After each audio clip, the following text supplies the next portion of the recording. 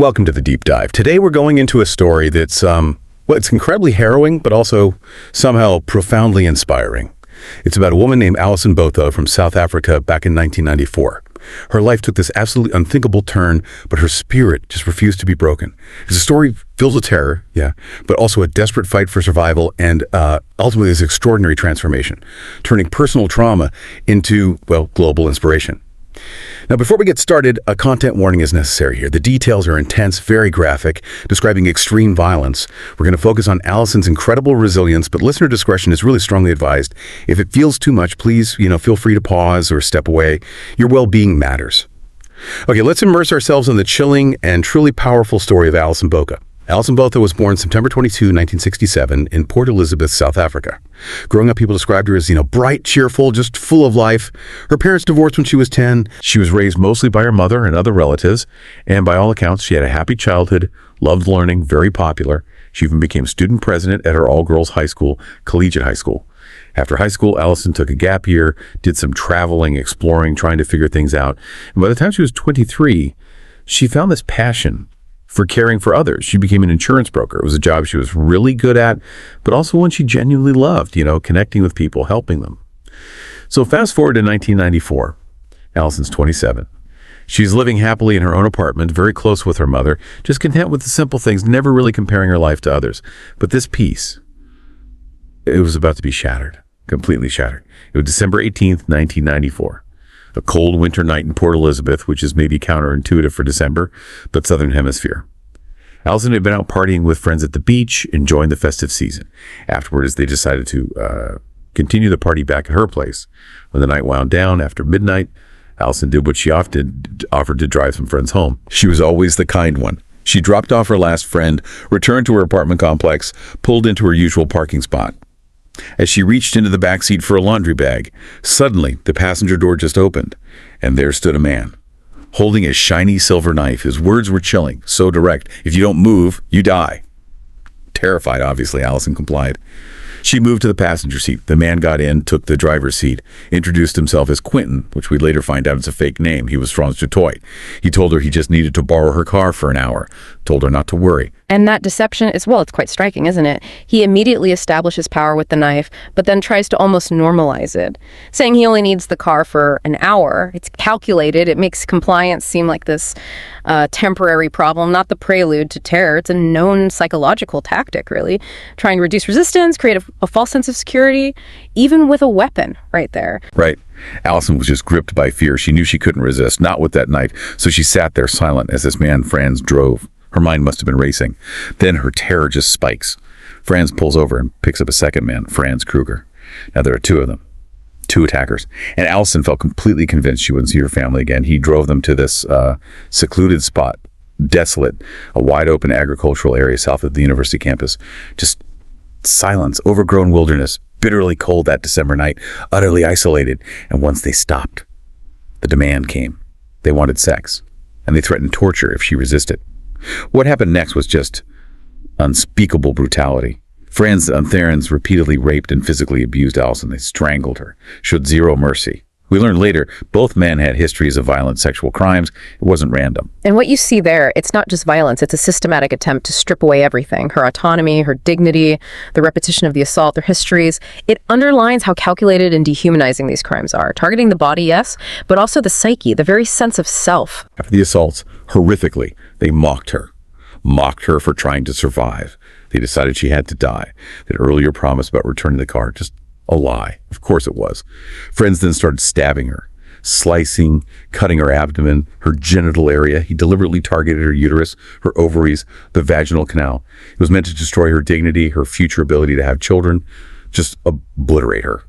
Medical records later showed 37 stab wounds just in that area. Miraculously, somehow she didn't die right away. No major arteries were hit. It's unbelievable. The attackers were talking in Afrikaans, wondering if she could survive, noticing her body was still twitching. So they decided to, quote, finish the job more brutally. One of them straddled her and just repeatedly slashed her throat with the knife.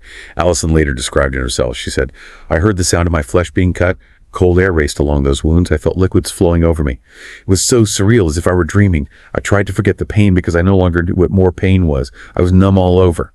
She had 17 stab wounds to her neck. 17. Convinced she was dead, finally they left her. Just left her there in the freezing cold field, took her car. They didn't even try to hide the crime. They were so certain she wouldn't survive. Alison was lying face down. She felt like her body was shattering, like glass. In that despair, this primal instinct kicked in.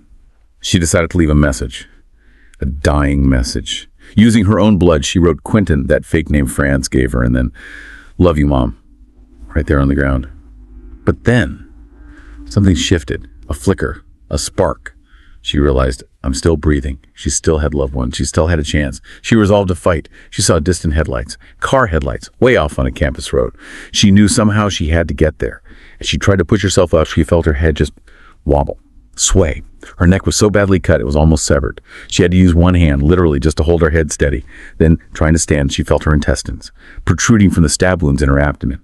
So she had to use her other hand to hold them in. Can you even imagine? One hand holding her head on, the other holding her insides in. In this unimaginable state, she stumbled, walked towards that distant road, falling, getting back up, falling again.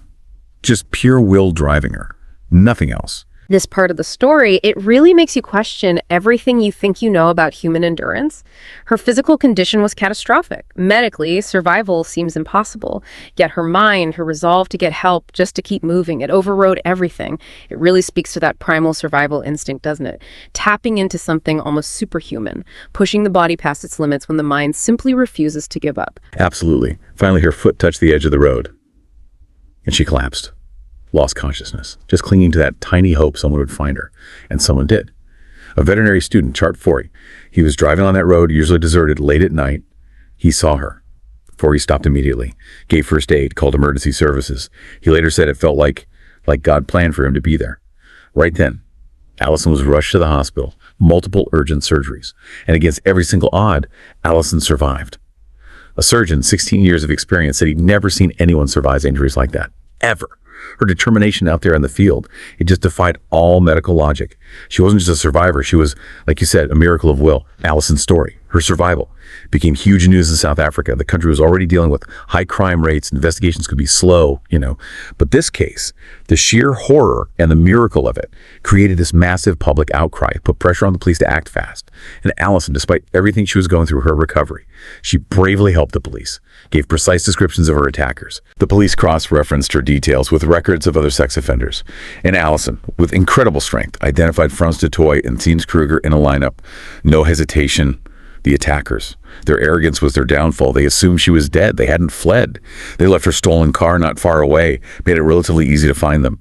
Both men were arrested within days. DNA evidence from the rape kit matched them. Faced with that, they confessed. Alison's resolve for justice was just, unwavering.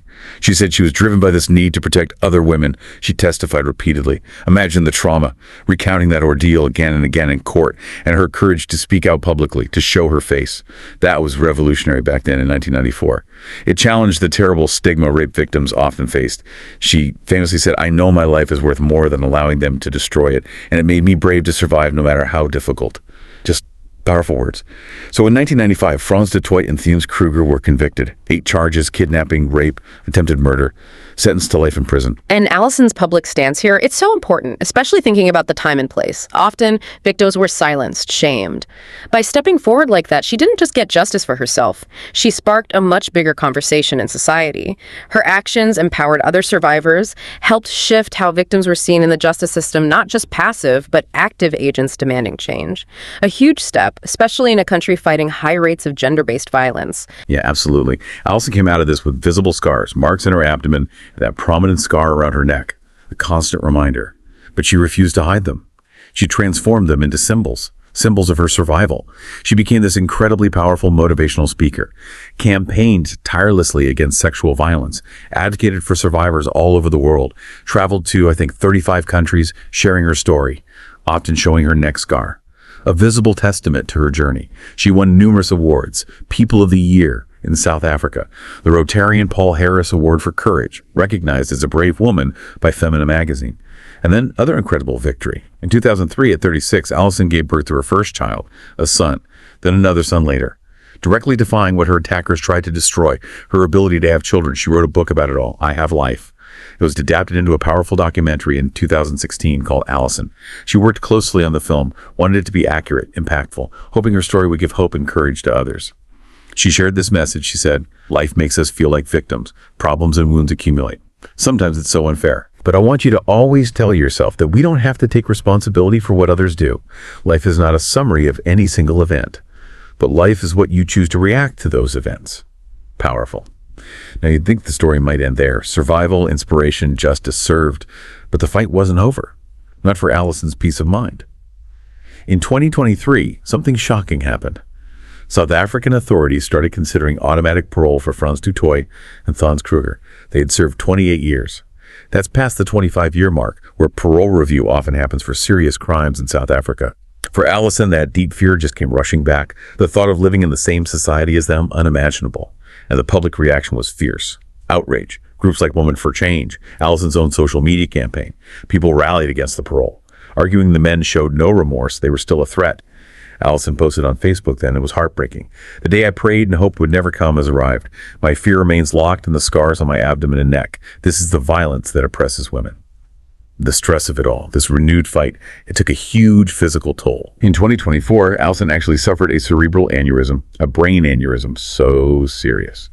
But even then, even facing that, she kept fighting against their release. Her spirit just wouldn't break. The final decision came in March 2025. The authorities reviewed everything, prioritizing community safety, especially for women and children, and they denied parole. Frans du Toit and Thans Kruger will remain in prison for life. Alison expressed just immense relief, thanked her supporters, and pledged to fight her illness with that same tenacity that saw her survive the unimaginable. You know, this whole parole situation really highlights the long tail of trauma and the vital importance of a survivor's voice, even decades later.